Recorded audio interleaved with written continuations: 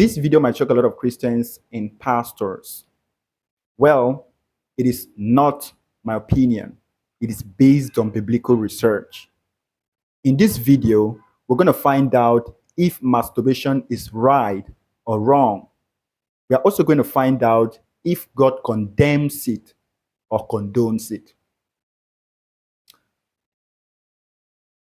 What exactly is masturbation?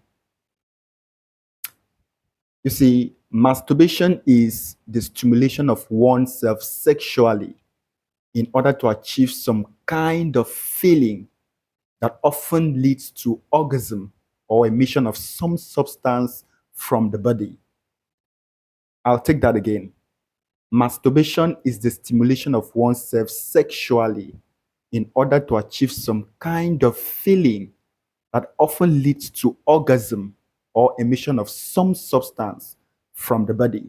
What this means is that when a person sits down or stands up and begins to touch himself by himself to achieve some kind of pleasure or feeling that takes him to a climax, that is called masturbation.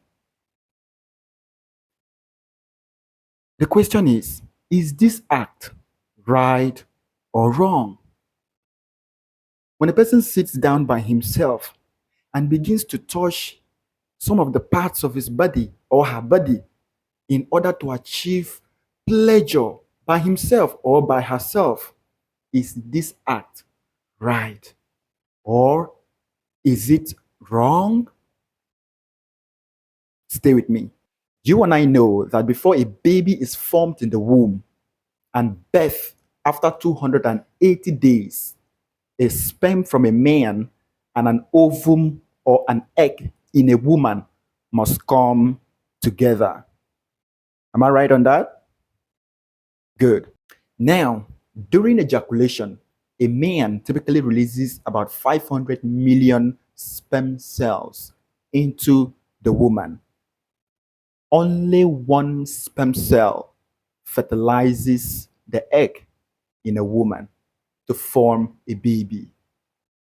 The remaining 499,999,999 sperm cells die. Take note of that. During masturbation, a man releases the same 500 million sperm cells, but without any one of them fertilizing an egg to form a baby. Question: is the semen that comes from the second man through masturbation a waste, which makes it sin?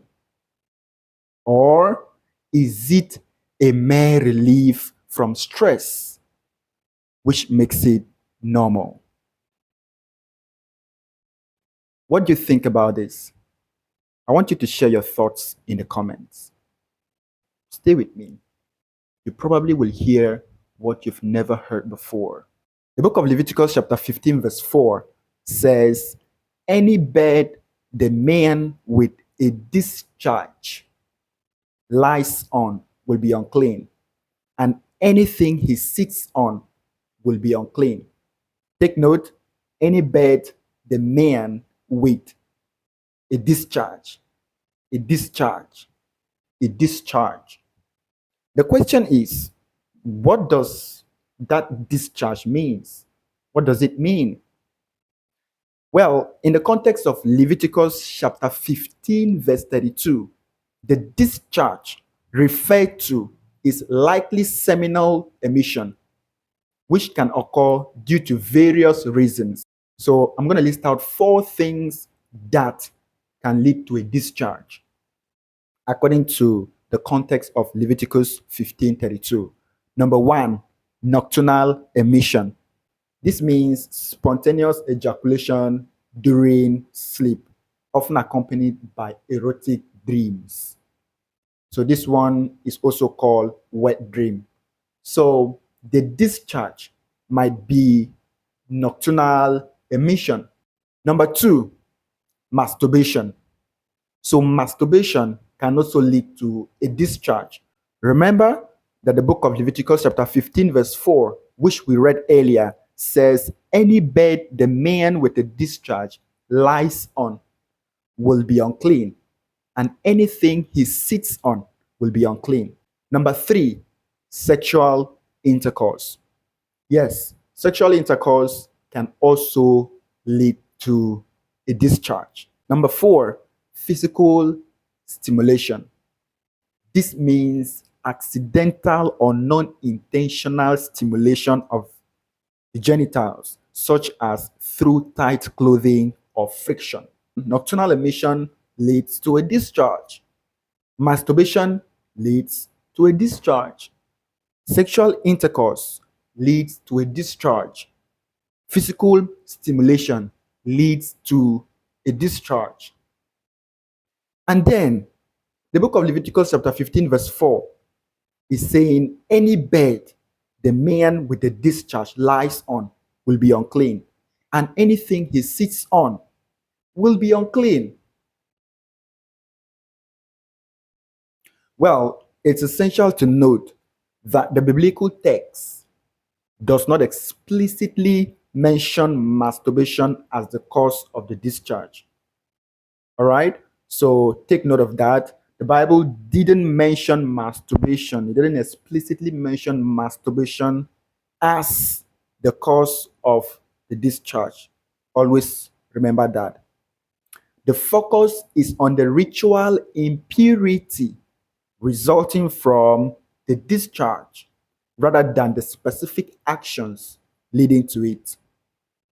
In ancient Israelite culture, seminal emission was considered a natural bodily function, but one that required ritual purification to maintain community hygiene and ritual cleanliness.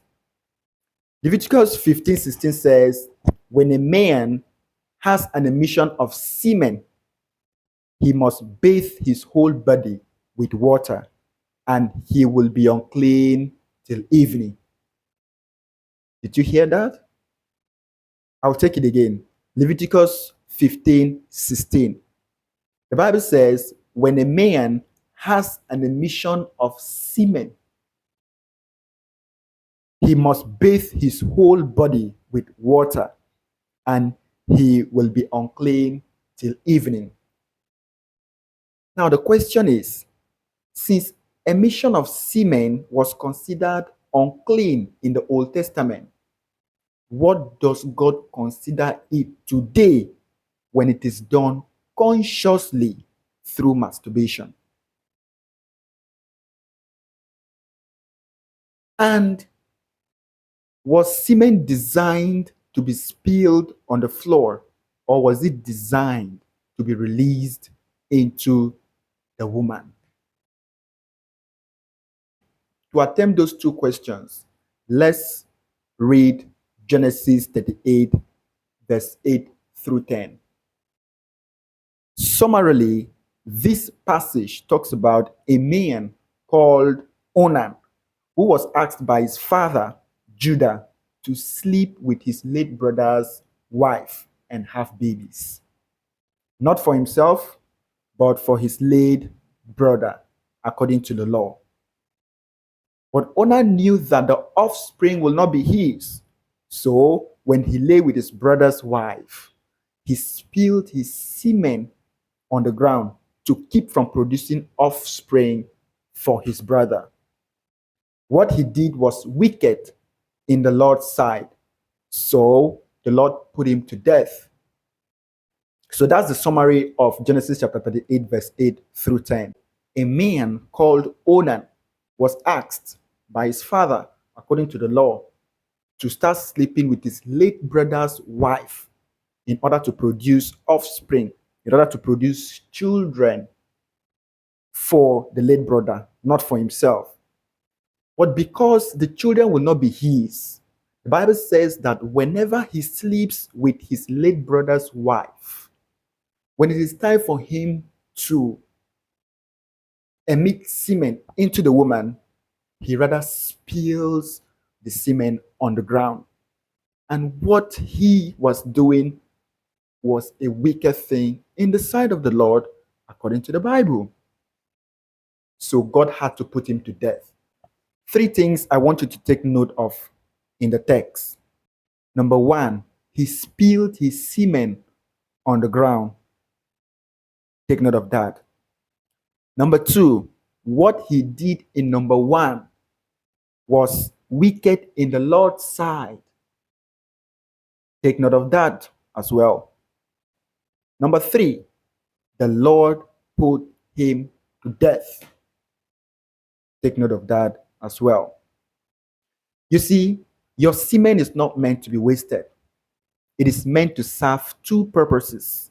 From my discovery, your semen is not meant to be wasted. It is supposed to serve two purposes, according to my discovery.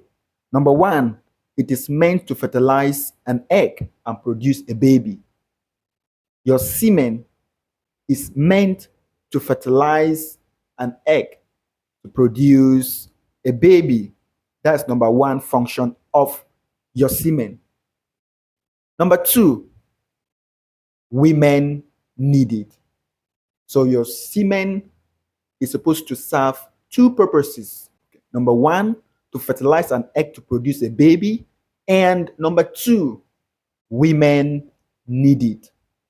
Research suggests that exposure to semen during vaginal intercourse may have some potential health benefits for women. Why? Because of the following facts. Number one, semen contains mood boosting compounds like serotonin, endorphins, and oxytocin, which can help alleviate stress and anxiety. Number two, some studies suggest that exposure to semen may have antidepressant effects due to the presence of neurotransmitters like serotonin and dopamine. Number three, semen contains anti-inflammatory compounds that may help reduce inflammation and improve overall health. Number four, regular exposure to semen can help improve fertility by increasing the chances of successful conception. Number five, semen contains hormones like testosterone and estrogen, which can help regulate hormonal imbalances in women. I believe you now understand why God saw what Onan did as great wickedness and had to put him to death. He was spilling his semen on the floor. Masturbation involves the spilling of semen on the floor without it achieving the purpose of its design. If you can't control your urges, please marry. In my subsequent videos, I shall share with you practical steps on how to come out of masturbation addiction and be free from its grip for life. Your semen is incalculably valuable. Protect it at all costs from masturbation. My name is Solomon Ofong, widely known as the Awakener. I transform hearts, liberate minds, and raise leaders who transform nations.